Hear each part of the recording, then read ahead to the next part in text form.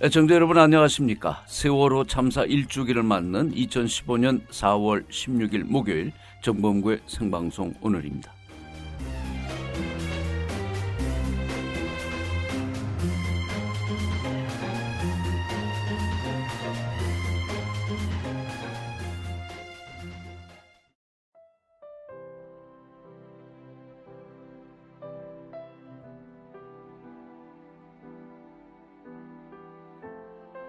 제 망매 흰 꽃들의 노래.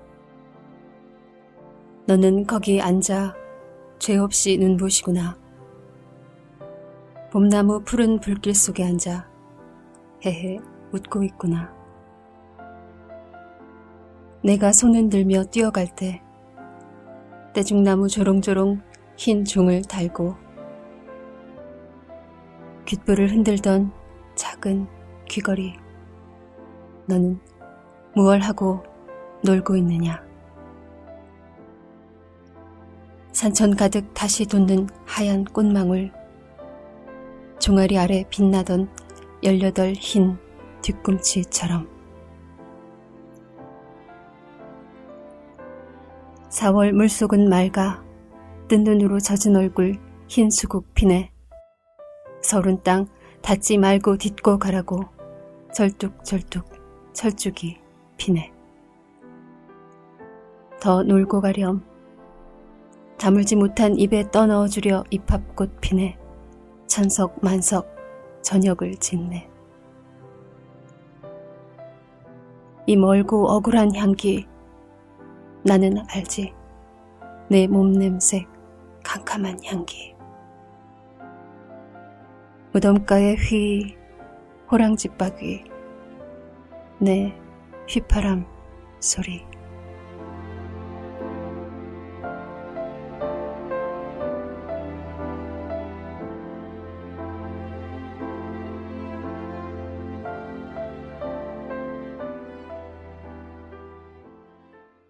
네, 허은실 시인의 제망매 흰 꽃들의 노래라는 시로 오늘 4월 16일 정범구의 생방송을 시작을 합니다.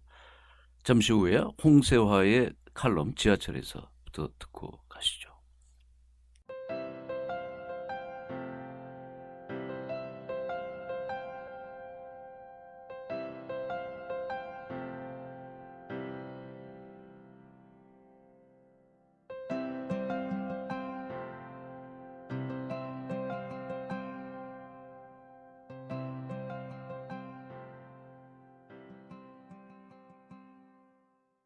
안녕하세요.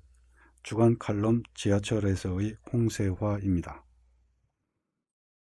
오늘은 4월 16일입니다. 오전부터 추적추적 비가 내렸습니다. 하늘도 슬펐나 봅니다.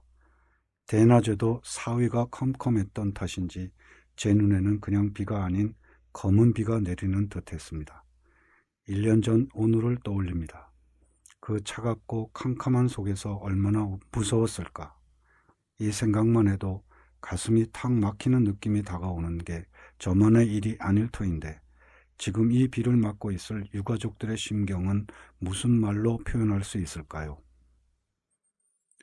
애당초 실종자라는 말부터 잘못된 것이었습니다. 공자님은 논어에서 명칭과 실질은 일치해야 한다고 가르쳤습니다. 실종자라는 말은 종족을 잃어 간 곳이나 생사를 알 수 없는 사람을 뜻합니다. 하지만 희생자들은 실종된 게 아니라 배 안에 갇혀 있었습니다. 이 사실을 국민 모두 두 눈으로 보았고 그래서 알고 있었습니다. 하지만 정부 당국자들과 그들의 발표를 따를 줄만 아는 앵무새 언론들에게는 그저 실종자에 지나지 않았습니다. 그때 정부는 연일 함정 수백 척, 항공기 수백 대, 잠수요원 수백 명이 구조 활동에 나섰다고 발표했습니다. 생떼 같은 자식들을 칠흑같이 어둡고 차가운 사지에 둔 채 속수무책으로 발만 동동 구릇 부모들에게 그 숫자들은 도대체 무슨 의미가 있었을까요? 기울어졌던 세월호는 결국 뒤집어져 꼬리만 보였다가 기어이 차가운 바닷물 속으로 사라졌습니다. 절체절명의 시간은 실종이란 말에 대응한 수색 작전으로 허망하게 흘러갔습니다. 그렇습니다. 희생자들은 실종된 게 아니라 수장되었습니다. 그럼에도 주류 매체들은 정부의 보도 자료를 그대로 옮겨 수백 대의 함정과 항공기, 수백 명의 잠수부가 동원되었다고 전했습니다. 국가의 역량이 총 동원된 양 요란을 떨었지만 이른바 골든타임의 세월호 근처라도 다가간 건 잠수부 수십 명에 지나지 않았습니다. 우리에게 중요한 진실은 이것입니다. 우리는 에어포켓에 걸었던 가냘픈 희망을 기억합니다. 우리는 또 유병헌이라는 사람을 둘러싸고 언론 매체들이 쏟아냈던 황색 뉴스들을 또 기억합니다. 그러나 결국 우리에게 남은 진실은 단 한 사람도 구출해내지 못했다는 것이며 힘센 자들은 아무도 책임지지 않고 있다는 점이며 그 어떤 진실도 인양할 의지가 대통령과 집권 세력에게 없다는 점입니다. 정작 실종된 것은 희생자가 아니라 대통령과 국가였습니다. 국민의 생명과 재산을 보호해야 할 국가는 존재하지 않았습니다. 배의 수명을 늘려준 데서부터 배를 개조하고 과적하고 적재하는 방식에 이르기까지 단 한 단계에서도 국민의 생명을 위험에 빠뜨리지 않게 규제하는 국가는 존재하지 않았습니다. 선장과 선원들에게 배와 운명을 동일시하게 이끌어주는 일체감이나 안전점검에서도 국가는 없었습니다. 세월호는 바닷물 밑으로 사라지면서 국가의 부재, 국가 시스템의 부재를 증언했습니다. 우리가 4.16 이전과 이후는 달라져야 한다고 말하는 이유는 자명합니다. 그것은 살아남은 자들에게 남겨진 최소한의 의무이기도 합니다. 우리는 결코 가만히 있을 수 없습니다. 어제도 오늘도 내일도. 그러나 1년이 지난 오늘 바뀐 것은 아무것도 없습니다. 오늘까지 특별조사위원회는 시작조차 하지 못했습니다. 집권 세력의 끈질긴 방해 공작으로 유가족이 요구한 기소권과 수사권도 갖지 못한 특별조사위원회인데 이마저도 재구실을 하지 못하도록 집권 세력은 끈질기게 획책하고 있습니다. 대통령은 다른 날도 아닌 오늘 오후에 외국을 순방한다고 떠났습니다. 전 국민적으로 조의를 표해야 하는 날에 국가를 대표하는 대통령이 국민과 함께 있지 않는 것입니다. 이것은 인간에 대한 예의의 문제이기도 합니다. 저는 이 사실 한 가지만으로도 대통령을 비롯하여 이 땅의 집권 세력이 국민을 어떤 시각으로 바라보는지 알 수 있다고 봅니다. 외국에서는 국가 수반이 순방차 외국에 나가 있다가도 국내에서 큰 사건이 일어나면 순방 일정을 중지하고 급거 귀국합니다. 최근의 일만 보더라도 독일의 저가 비행기가 알프스에서 추락하는 사고가 일어났을 때 외국에 있던 앙겔라 메르켈 독일 총리는 급거 귀국했다는 소식을 우리는 들은 바 있습니다. 어떤 사람은 4.16 세월호 참사가 지금 일어난 게 아니지 않느냐고 반박할 수 있겠지요. 하지만 그렇기 때문에 오늘 대통령이 외국으로 떠난 일은 더 심각합니다. 외국 순방 일정을 4.16 이후로 조정할 수 있었음에도 그렇게 하지 않은 것은 그만큼 희생자들과 유가족들을 가볍게 본다는 뜻이고 유가족들과 슬픔을 나누는 국민을 우습게 본다는 뜻이기 때문입니다. 더구나 작년 참사 당일 7시간이나 실종되었던 대통령으로서 작은 염치라도 있다면 1주년인 오늘만큼은 유가족들과 함께 있어야 하는 게 아니겠습니까? 게다가 대통령이 부재하는 27일까지 이완구 국무총리가 대통령 직무를 대신합니다. 이완구 총리는 지금 성완종 전 경남기업 회장에게서 3천만 원을 받은 혐의로 검찰 수사를 받아야 합니다. 온 국민이 희생자를 추모하고 유가족의 슬픔을 조금이라도 위로하려고 숙연해지는 추모일에 대통령은 해외로 떠나고 검찰 수사를 받는 식물총리가 대통령 직무를 수행한다는 상황이 벌어지고 있습니다. 이것을 국가라고 말할 수 있을지 의문스럽습니다. 저에게는 4.16 이후 1년이 지난 오늘 4.16 이전과 조금도 달라지지 않았다는 점을 그 누구보다도 박근혜 대통령과 집권 세력이 시위하고 있는 듯합니다. 아우슈비츠 이후에 과연 앞으로 서정시를 쓸 수 있겠는가라는 물음이 나왔었습니다. 이 물음이 지금 우리에게 적절한 것은 아니겠지요. 그런데 아우슈비츠 이후에 아우슈비츠를 낳은 나치 체제는 어쨌거나 무너졌습니다. 4.16을 낳은 국가 없는 권력체제는 우리 눈앞에 그대로 놓여 있습니다. 다시 말해 4.16 이전과 이후는 달라져야 한다는 과제. 그래서 집권 세력이 사익 추구를 국민의 생명과 공익적 가치 앞에 내세울 수 없도록 국가 시스템을 온전히 구축해야 하는 과제는 그대로 남아 있습니다. 그 동력과 가능성은 무엇보다 세월호 참사와 그 희생자들과 유가족들을 어떻게 바라보고 어떻게 가만히 있지 않을 것인지에서 비롯될 것입니다. 맹자는 일찍이 측은지심과 수호지심을 인간의 조건이라고 했습니다. 또 어떤 이는 인간은 되지 못하더라도 괴물은 되지 말라고 했습니다. 우리는 괴물로 태어나지 않지만 괴물적인 것에 익숙해지면 더 괴물적인 것을 별 저항 없이 받아들일 위험이 있습니다. 4.16 참사가 또다시 익숙해지는 것으로 남는다면 그것은 용산 참사, 강정, 평택, 밀양보다 더 두려운 결과를 우리에게 남길 위험이 있습니다. 부수적 피해라는 말이 이웃의 고통과 불행에 공감 능력을 상실하고 별일 없이 살아가도록 이끈다면 우리 환경은 세월호 참사를 교통사고라고 규정하는 차원을 넘어 유가족을 조롱 비하하고 단식하는 앞에서 히히덕대며 식사 파티를 벌이는 차마 인간이라 하기 어려운 괴물적 모습들에 점차 익숙해지고 있습니다. 외국에서는 아무리 우익이라도 이런 짓을 벌이지 않습니다. 그런 행위가 그들의 정치적 역학관계에 도움이 되지 않는다고 판단하기 때문입니다. 그런데 한국에서는 이런 일들이 일어나는데 묵인되고 심지어는 은근히 부추겨지고 있습니다. 왜 그럴까요? 여기서 저는 가슴속에 품어왔던 한 가지 물음에 관해 말하고 싶습니다. 사람은 아무리 악인이라도 죽음의 순간에는 순수해진다고 했습니다. 그런데 과민의 탓일까요? 한국전쟁 전후에 학살 행위를 저질렀던 사람들 중에 또 7, 80년대 고문 행위를 저질렀던 사람들 중에 죽음의 순간에 이르러 자신의 잘못을 인정하고 용서를 빌었다는 얘기를 듣지 못했습니다. 왜 그럴까요? 정치적 역학관계에서 근본적인 변화가 없었기 때문이라고 말해야 하지 않을까요?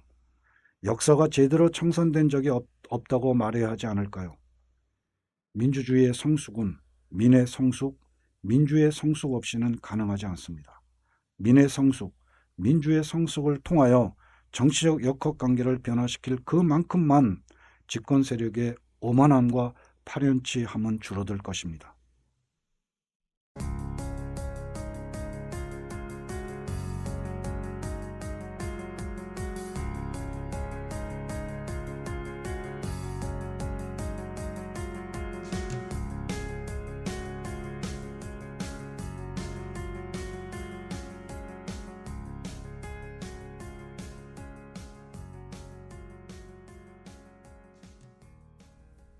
네, 본격 인터뷰 시간입니다.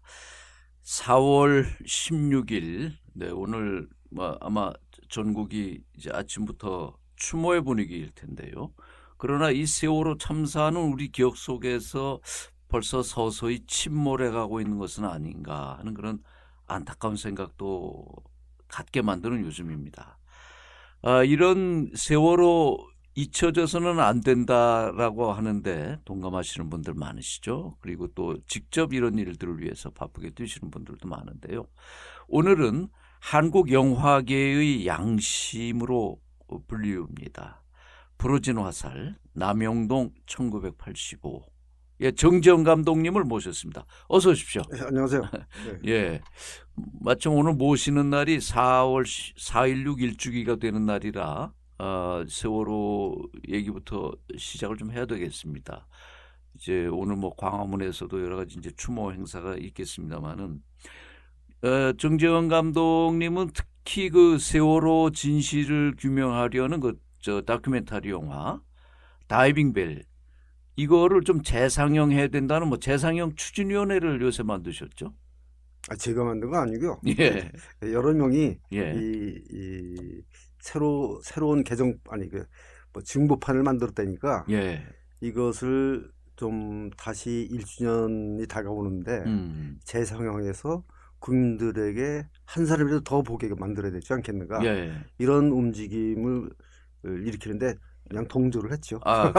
근데 저도 그랬지만 많은 사람들은 이 다이빙 벨을 정지영 감독이 만든 게 아니냐 이렇게 생각하시는 분들이 있는데 왜 그렇습니까?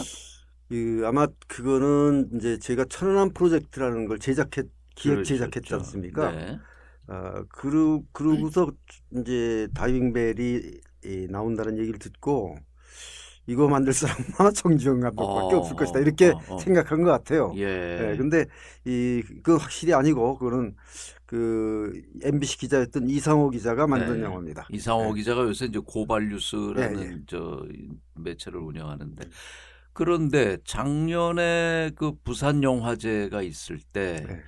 이 개막작으로 다이빙벨이 상영되면서 그때 부산시 개막작은 아니고요. 네. 이 상영작 중에 하나로 선택이 된 거죠. 네. 그러니까 여러 개 상영작 그렇죠. 중에 하나로 네. 다이빙벨이 네. 상영이 된 거군요. 네. 그런데도 왜 부산시에서는 그런 정도의 비중인데 상영을 못 하도록 한 겁니까? 지금 대한민국이 그렇지 않습니까? 어. 세월호 참사가 1년이 지났는데도 예. 아직도 진상규명을 한 해 못 한 해 하고 있는데 이게 현재의 대한민국 현주소 같아요. 예. 그러니까 이 작년 부산영화제에서 이 세월호 참사 이야기를 다룬 영화가 하나 나왔다. 그러니까 영화도 보지 않은 채 예. 서병수 부산시장은 그거 안 했으면 좋겠다. 예. 이렇게 해서 말썽이 났던 거죠. 근데 많은 사람들이 저만 그런 게 아니라 그때 다이빙벨이 개막작으로 선정되는 바람에 부산시와 영화제위원회 간에 갈등이 벌어졌다. 이렇게 아닙니다. 그건 잘못 알려진 예. 거고요. 네, 그러니까 여러 개 상영작 중에 하나로 들어갔을 뿐인데도 그렇죠. 부산시에서 집요하게 반대를 하고 예. 결국 그 여파로 그 이용관 부산영화제 집행위원장이 결국 물러나기로 한 거 아니에요? 아닙니다. 물러나질 않고요. 그 당시에는 안 물러났지만 이제 그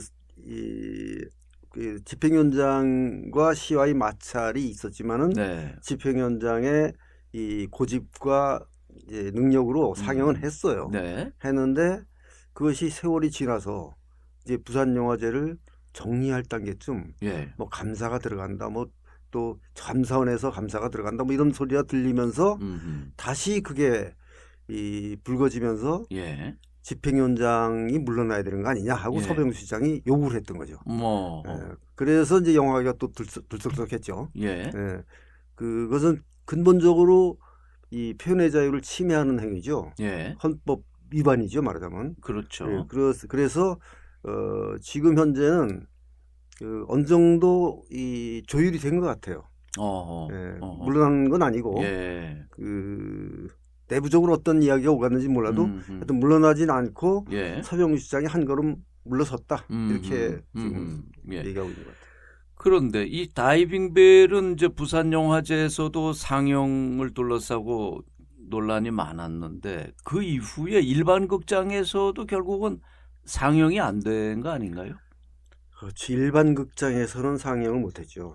말하자면 일반 극장이라 하면 예. 뭐 CGV나 롯데나 메가박스나 이런 데를 이제 보통 일반 극장이라고 하죠. 예. 다이빙벨은 그런 극장에서는 상영을 안 받아주고 예. 독립영화관 이런 데서 이제 상영을 했는데 예. 독립영화관도 그렇게 흔쾌히 받아주는 곳이 많지 않습니다. 그 무슨 외압이 있었다고 봐야 되나요? 아니면 극장 쪽에서 알아서 기는 걸까요? 그거는 제가 조사를 안 해봐서 자신 있게 말씀을 못 드리는데요. 이것도 영화의 현실을 잘 아시니까. 그러니까 극장 쪽에서 알아서 한 부분이 우선 있을 테고, 예. 두 번째로는 예를 들어서 영화진흥위원회에서 하는 독립영화관이 있어요. 그 극장 이름을 까먹었는데 네. 신사동에 예. 강남 신사동에 그 극장이 하나 있는데 예.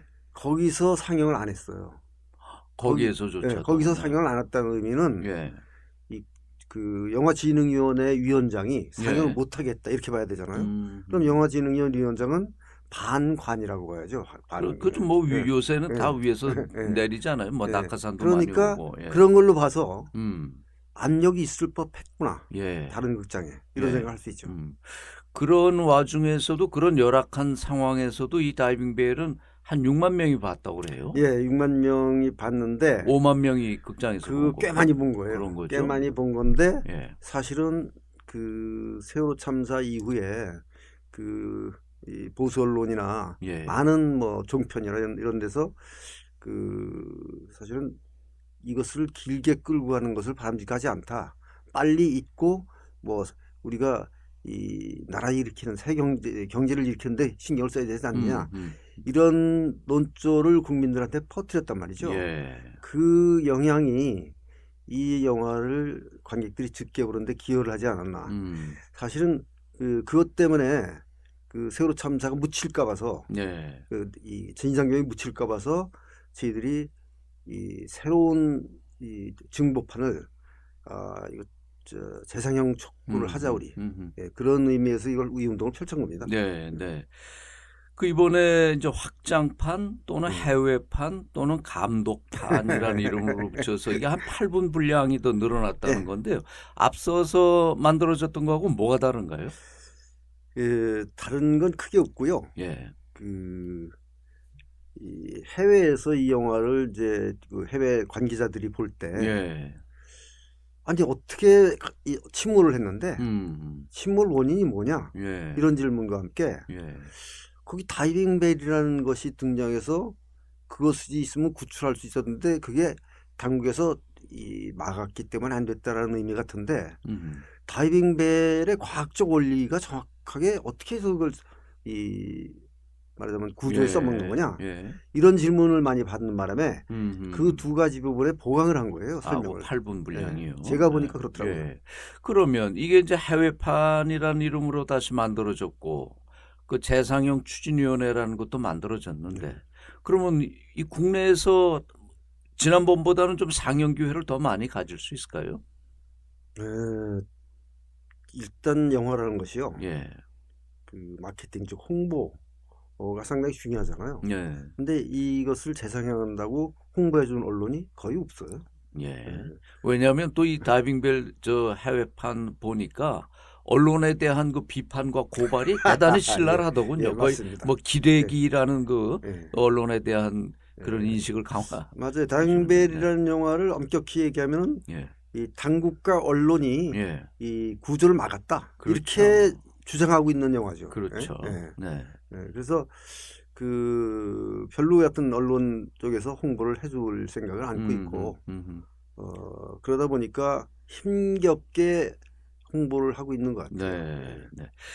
그 누가 그러더군요. 이 대형 극장이 다이빙벨 상영을 꺼려한다는 건 그 바로 다이빙벨이 진실을 말하고 있기 때문이 아니냐 그런 얘기도 하던데요. 뭐 지금 진실은 잘 모르니까 아무튼 진실을 모르니까 당국은 진실을 알려고 하는 국민들을 별로 좋아하지 않더라고요. 천안함 프로젝트 때도 마찬가지였어요. 아직도 저는 천안함 프로젝트가 그 영화를 만드셔가지고도 저 보수 우익으로부터 공격 많이 받으셨죠. 네, 뭐 종북주의자라고.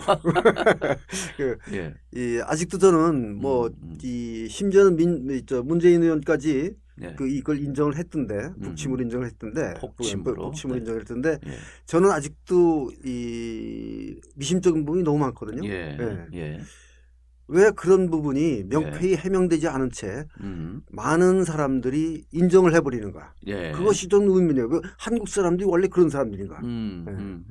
이 다이빙벨도 마찬가지예요. 아직도 진상규명이 안 되고 있는데 진상규명을 덮으려고 하잖아요. 많은 사람들이. 그것이 저는 이해가 안 가요. 그 정정 감독이 만드셨던 그 천안함 폭침의 비밀입니까? 제목이 정확해요. 천안함 프로젝트. 천안함 프로젝트. 그 다큐멘터리죠? 다큐멘터리라고 봐야 되죠. 천안함 프로젝트 그 영화도 제가 봤는데 기억에 의하면 그게 정부 발표가 어뢰에 의한 그 폭침이라는 건데 그 정부 주장에 대한 여러 가지 소위 합리적 의심을 들이대고 있는 거죠. 예? 그게 어뢰에 의한 폭발하면 뭐 여러 가지 뭐 물기둥이 나온다든가 뭐 여러 가지 화약흔이라든가 나와야 되는 것들이 있는데 그게 보여지지 않는데 어떻게 어뢰 폭침이라는 정부 주장을 일방적으로 믿을 수 있는가. 그러니까 합리적 의심에 대한 문제 제기인데 사람들은 그 의심이 정당한가 아닌가를 얘기하기 전에 정부와 다른 얘기를 한다는 것만으로 종북에 맞습니다. 이거를 네. 뒤집어 씌우고 말이죠. 그 감독님 같은 분이 볼 때 진짜 참 이상한 사람들이라는 생각이 들겠어요. 그러니까 그 많은 국민들이 말하자면 정부 여당과 그 함께 보수 언론들이 만들어 놓은 어떤 그물망 이런 것에 그냥 이렇게 걸려 있는 것 같아요. 예. 저는 그렇게 생각해요. 그러니까 이 정부와 다른 말을 하면 안 된다는 게 이게 왕조 시대도 아니고 유신 시대에는 뭐 그랬죠. 정부에 반대되는 얘기를 하면 뭐 진짜 잡혀갔고 무슨 헌법에 대해서 비판했다고 몇 년씩 때리고 그랬는데 지금도 그 시대가 반복되고 있는 건가? 지금 잡혀가지는 않는데 이 스스로 불이익을 당한다고 생각해요, 국민들이.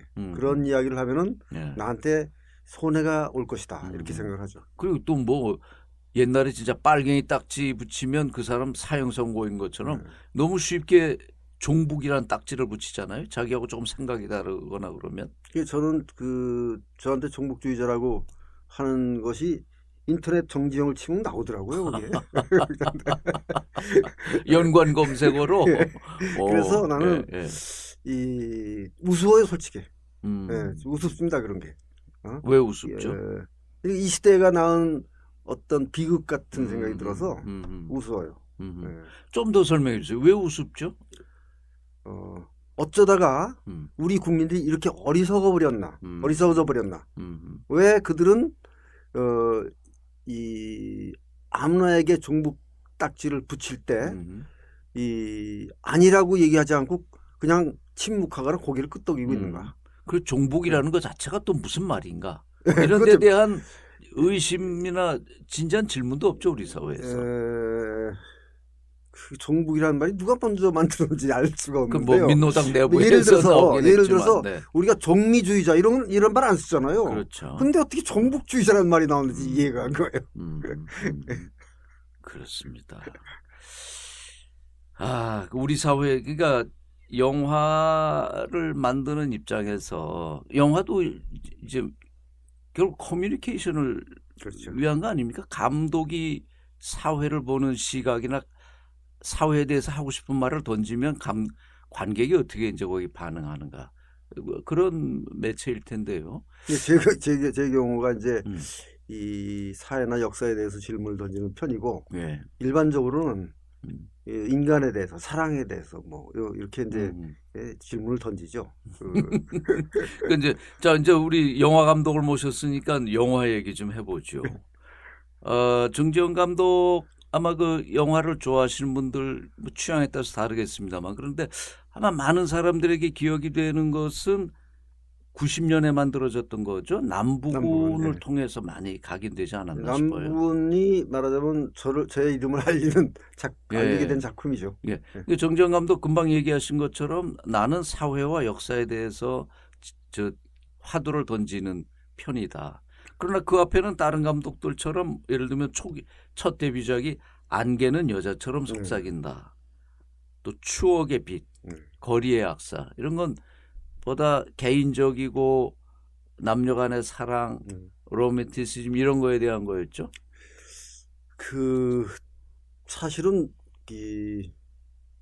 저는 아마 인간과 사회 혹은 역사 이런데 관심을 가지고 있었던 그러니까 청년 같아요. 그런데 제가 그런 작품을 만들 수밖에 없었던 것은 정치적 환경 때문이었겠죠. 그때 검열이라는 게 있었으니까 영화를 내가 만들고 싶은 작품을 만들 수 있는 시대가 아니었습니다. 그때는. 첫 감독으로 입봉한 작품이 1982년작이에요. 전두환 군부의 아주 서슬이 퍼렇던 시절에. 그래서 제가 비로소 말하자면 내가 하고 싶은 작품을 만들기 시작한 것은 87년 6월 항쟁 덕분이라고 저는 생각해요. 그 이후부터. 저는 그 한국의 대한민국 현대사를 87년 6월을 기점으로 완전히 달라졌다고 저는 생각을 해요. 특히 영화계 같은 경우는 그 전에 주류를 이뤘던 작품과 그 이후의 작품들은 너무나 확연하게 구분되죠. 그 힘으로 저도 편승해서 남부군을 만들 수 있었던 거죠.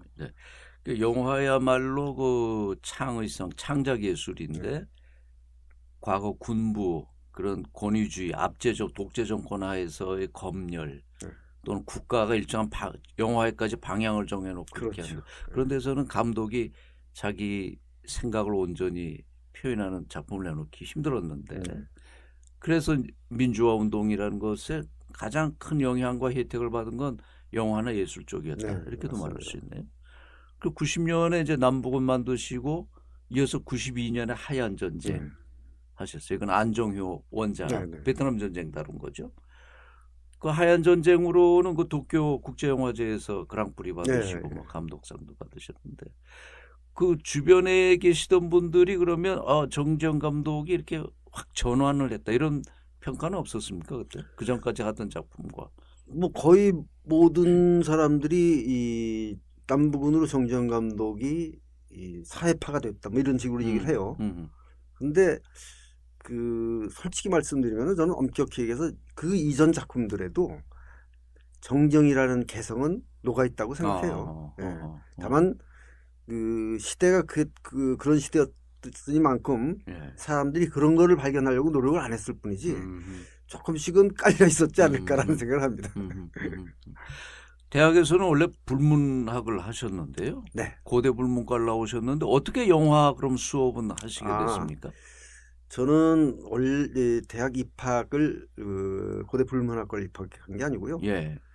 동대 연극영화과를 입학했어요. 1년 다니다가 고대로 편입을 했습니다.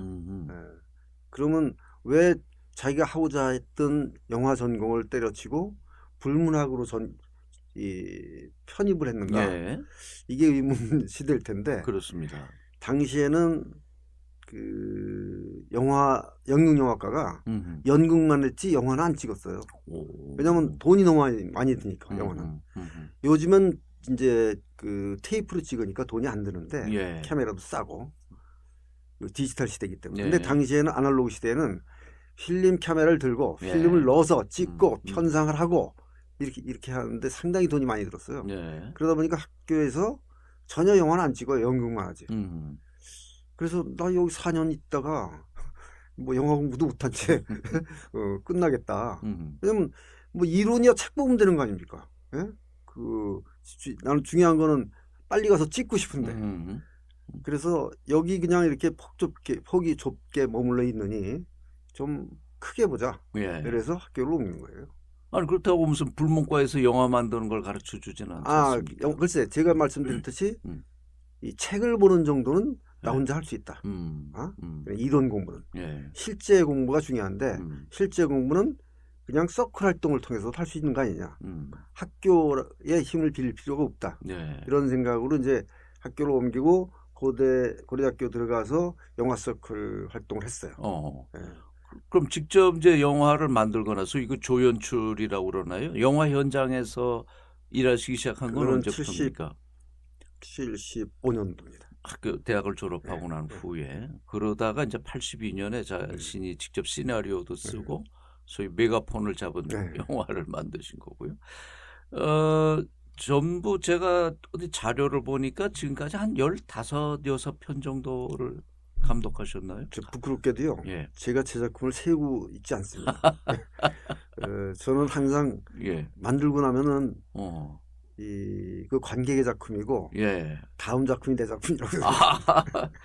제가 보니까 직접 감독한 것만 한 15편 정도 되는 것 같은데요. 그렇다고 관객들이 기억하는 건 다 제각각일 겁니다. 자기가 좋아하는 영화들이 있을 텐데요. 그래도 감독으로서는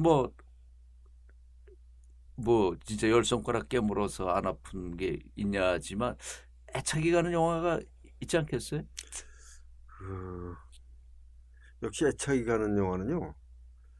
영화가 상영이 됐는데 관객 동원에 실패한 영화. 자기가 노력한 거에 못 미치게. 그런 영화가 애착이 갑니다. 그게 어떤 영화였습니까? 오래전 아주 옛날 초기 때로 말하면은 두 번째 작품 추억의 빛이라는 게 그랬고요. 84년작이네요. 추억의 빛이라는 게 그랬고 남명동 1985도 사실은 제가 그 기대했던 것에 못 미쳤어요. 물론 그 관계. 네. 네. 물론 돌이켜 보면 지나친 욕심이었어요. 그런 작품 가지고 그 관객을 뭐 많이 바란다는 것은 조금 욕심인데 그래도 저는 솔직히 말씀드려서 한 100만 명은 보지 않을까 이렇게 생각을 했어요. 그 얼마나 들었죠? 34만 명 봤어요. 34만 명. 근데 저도 그 영화를 봤습니다만은 이게 겨울에 개봉이 됐는데 영화 자체가 너무 우울하잖아요. 그렇죠. 영화 그냥 그 2시간 가까이 내내 그 고문 받는 장면인데. 그러니까 다른 사람들이 그런 얘기를 해요. 34만 명 본 것은 대단히 많이 본 거라고. 그 사람들은 진짜 엄청난 인내와 수행의 기분으로 그때 인터뷰한 거 보니까 그 개봉하는 시점이 바로 이제 지난 대통령 선거 코앞이었지 않습니까? 네, 그렇죠. 그 남영동 1985라는 거는 과거 이제 독재 시대의 유산이고 그 유산의 정점에는 이제 박정희 전 대통령이 있고 그러니까 그 딸이었던 이제 박근혜 현 대통령이 또 후보로 유력한 그렇죠. 후보였을 텐데 정지영 감독이 어느 인터뷰에서 박근혜 후보가 꼭 이 영화를 봤으면 좋겠다. 이런 했죠. 얘기를 하셨어요. 왜 그렇게 맘 먹고 그런 얘기를 하셨습니까? 그거 뭐 어떤 감독이 만들었대도 그 말을 할 것 같은데요. 저는 우선 그 영화가 마침 정치의 계절에 그 상영이 되고 하니까 대선 주자들한테 다 보여주고 싶었어요. 그럼 문재인 후보는 봤습니까? 왜 문재인 후보 보고는 보라는 다 봤습니다. 문재인 후보, 이 안철수 후보, 또 그러니까 그 민노당 김정희 아니야 이정희 후보. 네. 또 누구였나? 다 봤어요. 박근혜 후보만 박근혜 후보만 안 봤어요. 봤어요. 안 봤다. 우리가 초청을 한 거죠. 네. 초청을 했고 시사 VIP 시사 때 초청을 해서 다 봤는데 박근혜 후보는 안 나오셨어요. 근데 소문에 하면 뭐 개인적으로 봤다라는 소문이 있고 그런데 모르겠어요. 그 남영동 1985는 이제 박종철 씨가 바로 거기서 고문을 받다 사망했고 그걸 이제 모티브로 했고요. 그 또 이제 김근태 전 의원도 그 됐고 그 김근태 전 의원은 이미 그때 이제 세상을 떴을 때죠. 그 인재근 그 부인이 그걸 보셨나요? 부인은 부인은 뭐 너무 남편의 일이니까 잘 알지만 그게 다시 영화로 재현됐을 때 어떤 반응을 보였습니까? 우선 그 작품이 남영동이라는 김근태 의원이 직접 쓴 그 수기를 가지고 영화를 한 거니까 그 허락을 받았어야 했어요. 그래 인정이 찾아갔죠. 찾아가서 이것을 영화를 하고 싶다. 근데 돈이 없다. 원작료를 줘야 되는 거 아니에요. 돈이 없다 그러니까 인재근은 뭐라고 말씀하시냐면은 저 돈 많아요.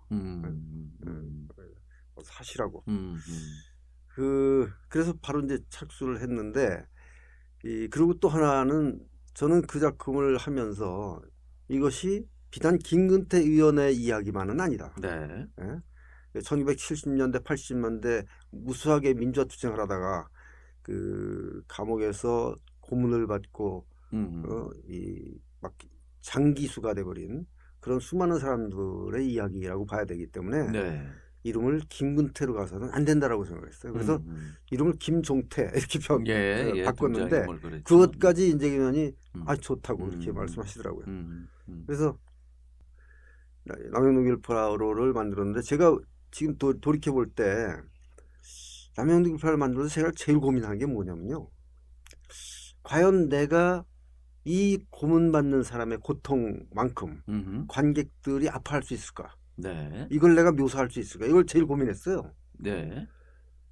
그래서 거기에 집중을 하다 보니까 나중에 결과적으로는 관객들이 너무 아파서 영화를 싫어했던 거 아닙니까? 정말 보는 내내 너무 힘들었어요. 그러니까 내가 너무 걱정을 많이 했던 것 같아요. 이 관객들이 아파야 되는데 걱정을 너무 많이 하는 바람에 오버가 된 게 아닐까.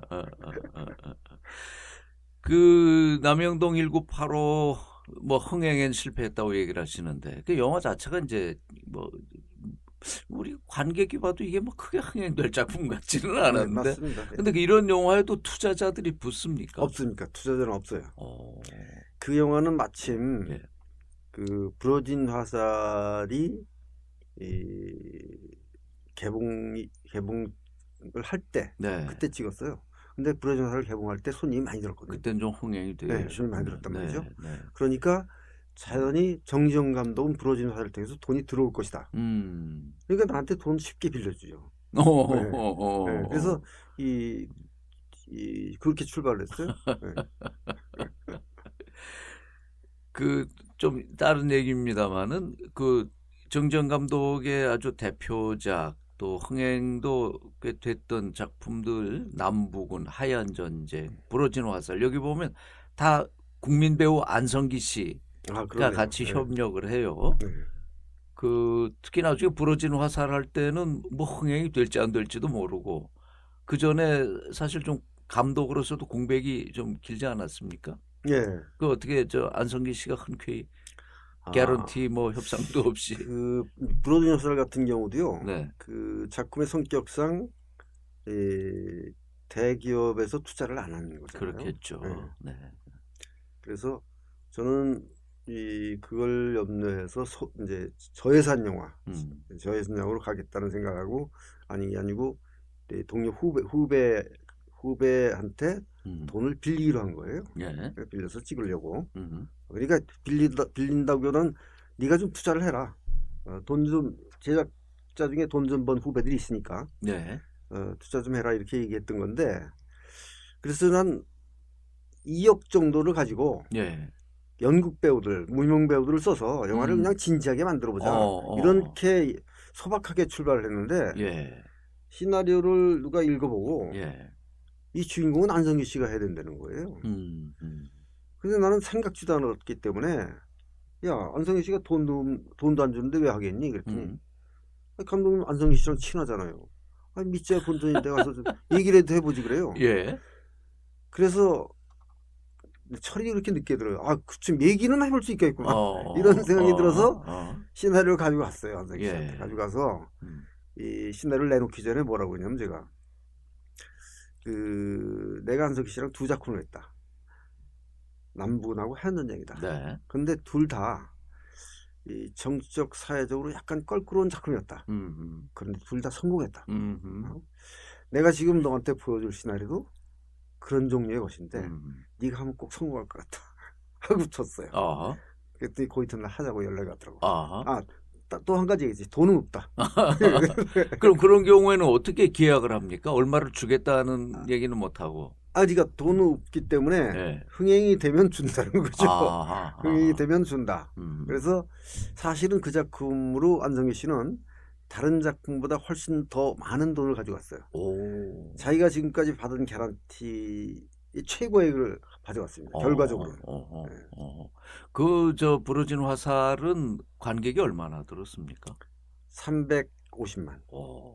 그 영화의 성격에 비해서는 그렇죠. 영화의 성격과 규모에 비해서 네. 엄청나게 든 거죠. 네. 근데 그 부러진 화살은 이제 실존 인물이고 현재 생존해 있는 한 수학 교수의 이제 외로운 싸움을 그린 거 아닙니까? 네. 그런 거를 찍을 때는 그러면 그 얘기의 당사자의 동의도 필요한 건가요? 물론이죠.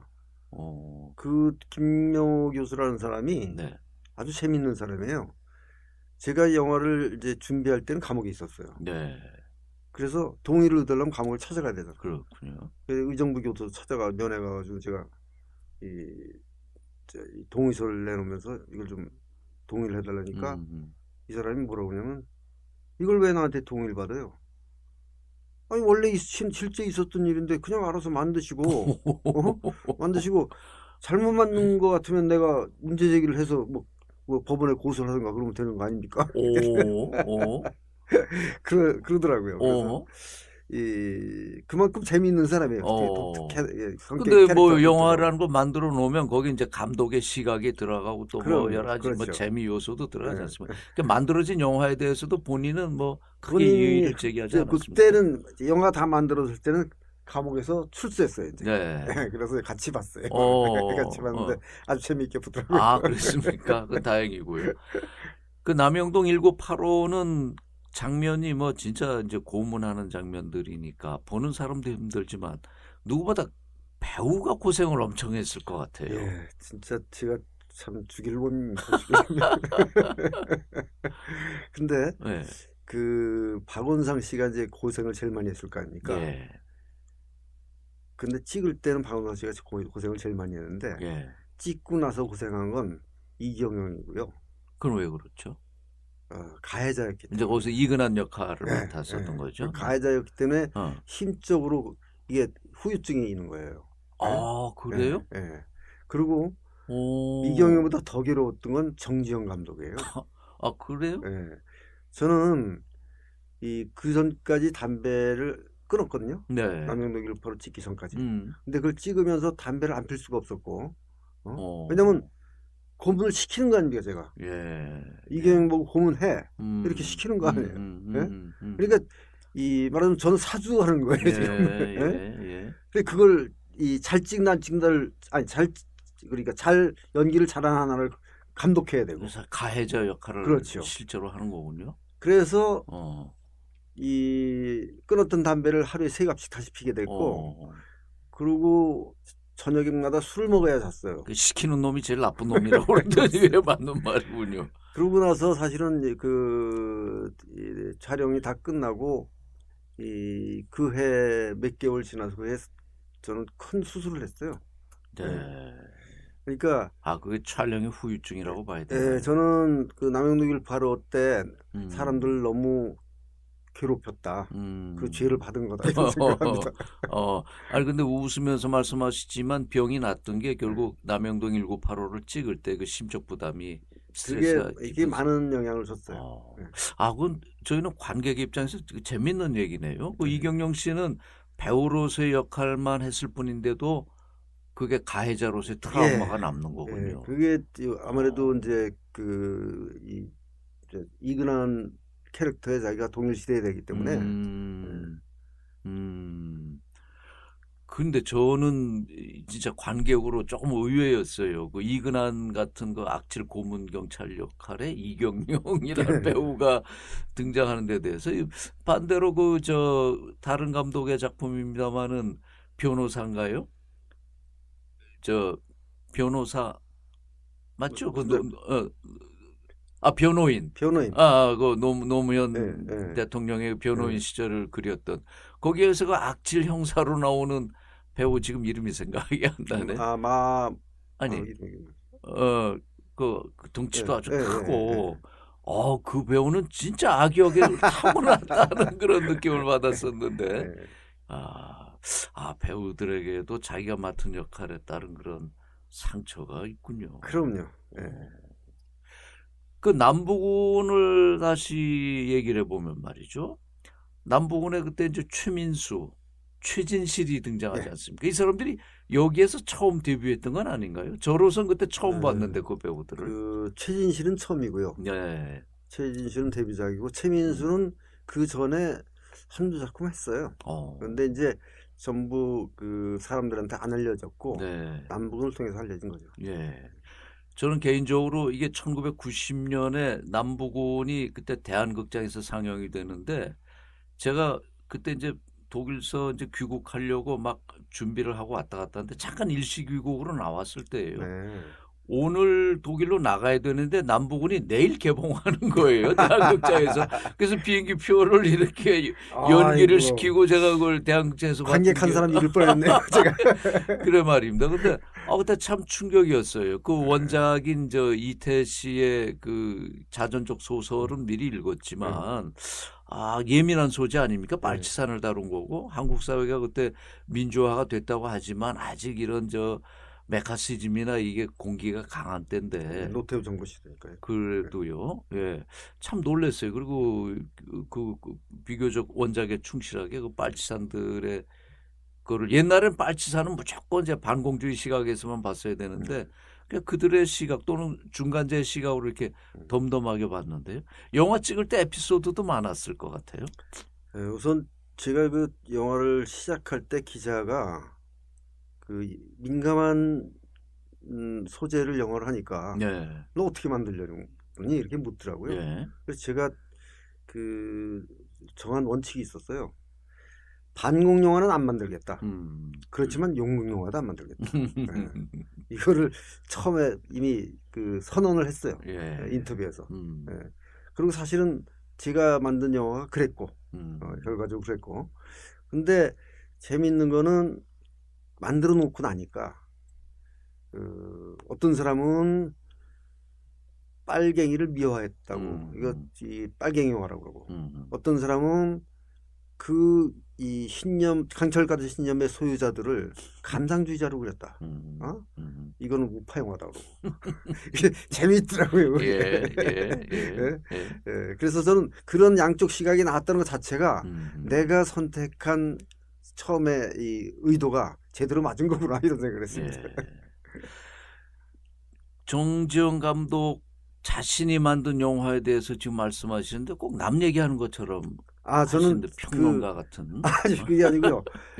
저는 영화를 만들고 나면은 내게 아닌 것 같아요. 꼭 왜냐면 관객들은요 감독의 의도와 상관없이 자기가 자라온 환경과 배운 철학과 이런 세계관에 의해서 영화를 재단을 하고 받아들여요. 그래서 이 감독이 어떤 의도로 가지고 갔든 간에 이 자기식으로 판단을 한다고요. 그러니까 저는 왜 대부분 감독들은 내 의도가 이런데 왜 쟤들은 저렇게 해석해 이렇게 좀 분해하거나 억울해하거나 혹은 고치려고 하잖아요. 저는 그것을 포기해요. 그것은 아마도 자기 환경, 자기 자라온 환경과 받아온 교육이 그래서 그렇게 해석을 했다면은 그렇다 하더라도 감독의 의도가 밑에서 언젠가는 너에게 어떤 작용을 할 것이다. 이런 생각을 하기 때문에 그걸 뭐 고치려고 하거나 뭐 변명을 하려고 하거나 이러지 않습니다. 좋습니다. 그러니까 물건을 감독이 만들어서 시장에 던져놓지만 그 물건을 어떻게 활용하는가 하는 건 이제 소비자의 몫이다. 그렇죠. 라고 얘기하시면서 피해가는 것 같지만 결국 그래도 물건을 만들 때 그 제작자의 그 노하우라기보단 자기의 뭐가 핵심이 있지 않습니까? 예를 들면 남부군이라는 영화는 그 앞서서 이태, 본명 이우태라는 그 과거 빨치산 경험자의 소설을 원작으로 한 거지만 영화가 또 소설과 완전히 일치하지는 않지 않습니까? 그럴 때 남부군에서 그래도 감독이 하고 싶었던 얘기는 뭔지. 조금 아까 말씀드렸잖아요. 저는 말하자면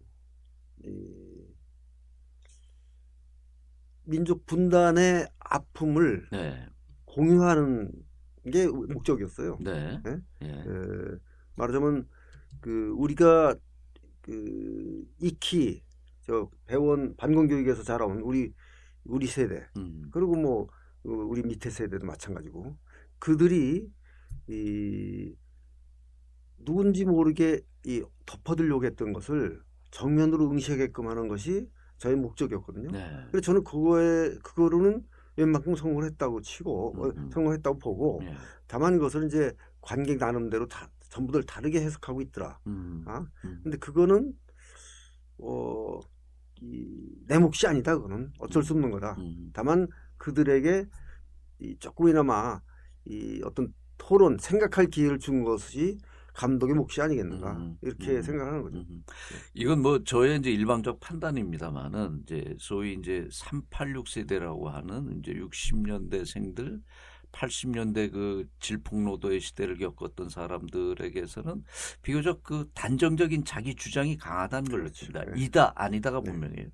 근데 그 앞 세대 전쟁을 경험했고 그보다 더 아주 원초적인 핍박 속에서 자라났던 세대들에게는 자연스럽게 자기 검열 기자가 내부에 있는 게 아닌가.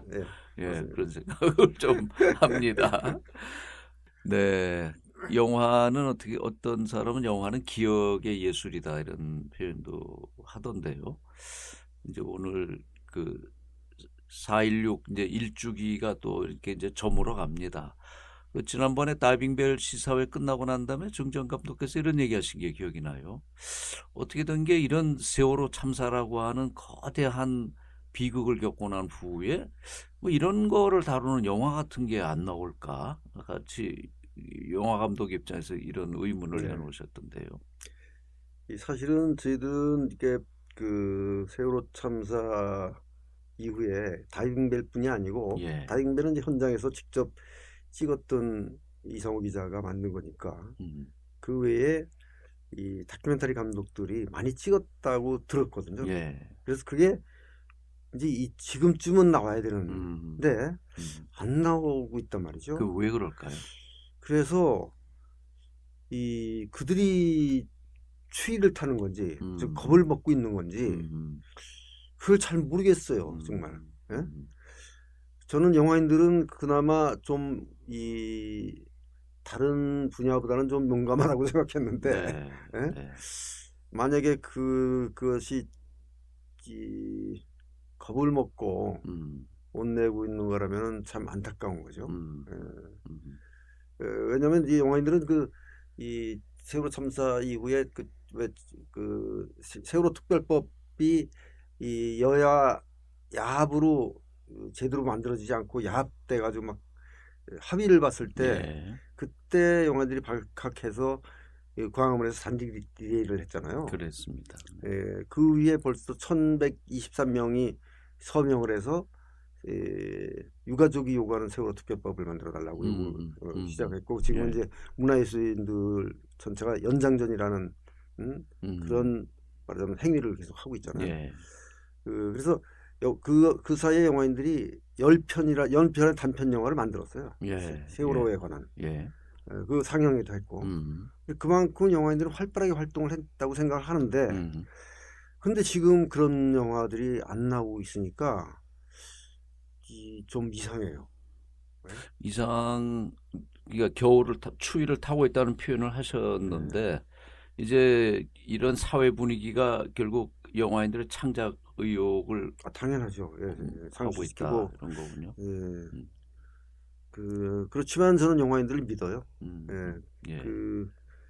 그나마 대한민국에서 현재 영화인들이 어떤 이런 침묵을 지키지 않으려고 노력하고 있다. 이런 생각합니다.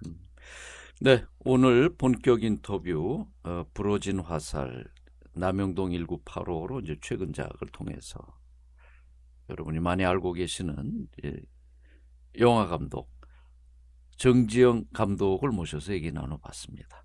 오늘 말씀 고맙습니다. 네, 감사합니다. 네, 책 읽어주는 라디오. 오늘은 오인영 교수의 그 마지막 시간입니다. 강만길 교수의 역사를 위하여를 함께 읽어보시죠.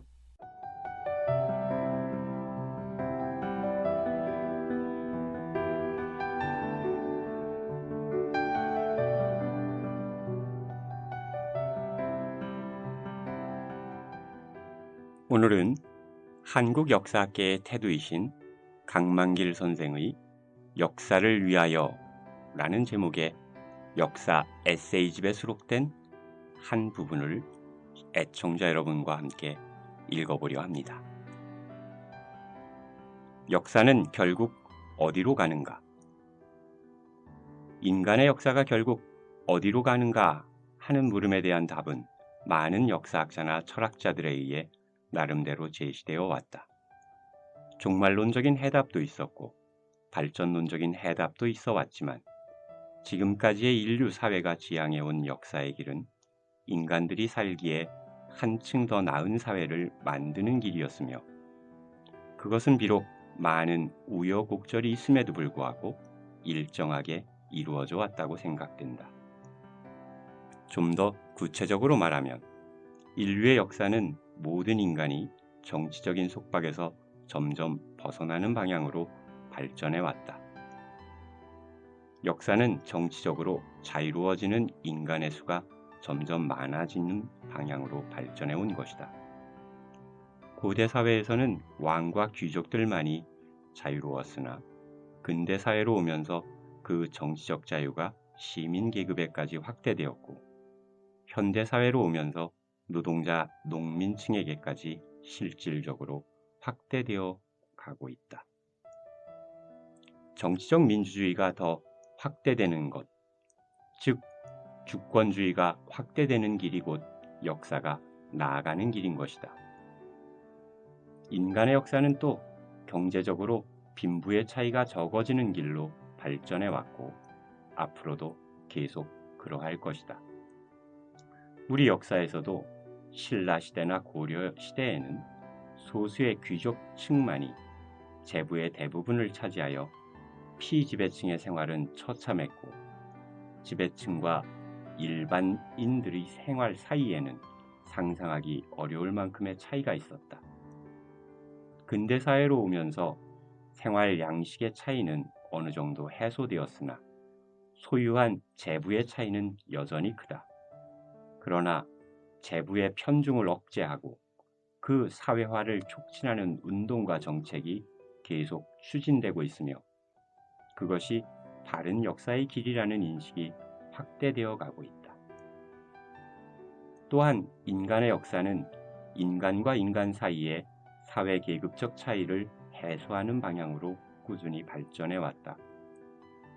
고려나 조선시대에 그렇게도 엄격했던 신분제가 없어진 지도 오래되었다. 인간의 역사는 또한 생각하고 표현하는 자유, 즉 사상과 언론의 자유가 꾸준히 확대되는 방향으로 발전해 왔다.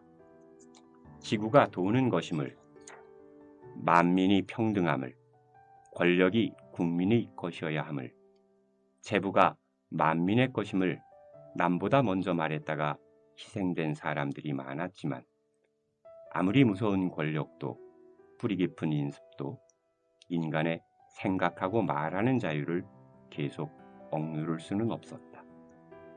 사상의 자유야말로 인간의 역사를 앞으로 나아가게 하는 원동력의 하나였던 것이다. 역사를 어떻게 볼 것인가? 우리들 자신이 하고 있는 일, 주변에서 일어나고 있는 일들이 과연 인간의 정치적 자유, 경제적 균등, 사회적 평등, 사상적 자유를 이루어 나가는데 궁극적으로 합치되고 있는가? 그렇지 못한가를 분간할 수 있어야 한다. 합치되는 사실은 역사적 사실이며 거스르는 사실은 반역사적 사실임을 알 수 있어야 한다. 그것이 역사를 보는 직접적인 그러면서도 쉬운 방법의 하나라 할 수 있을 것이다.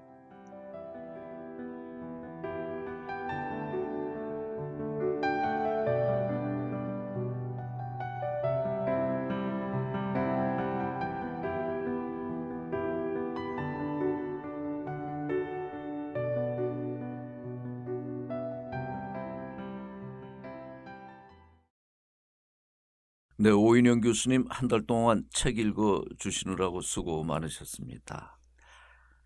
같이 울어줄 줄도 알고 하늘이 더 나았다. 대통령보다 더 개념 있는 날씨. 네, 오늘 서울지방 아침부터 비 오고 바람이 심하게 불더니 지금은 좀 개였네요. 억울하게 쓰러져간 어린 넋들을 추모하는데 오늘 하늘도 무심치는 않았던 것 같습니다. 대통령보다 날씨가 더 개념이 있었다는 네티즌들의 풍자가 서글펐던 날이기도 하고요. 지금 이 시각 서울시청 앞 광장에는 많은 추모 인파가 모여 있다고 하네요. 저도 방송 끝나고 나가봐야 되겠습니다. 여러분, 옆에 있는 분 꼭 한번 안아주세요. 월요일 저녁에 다시 찾아뵙겠습니다.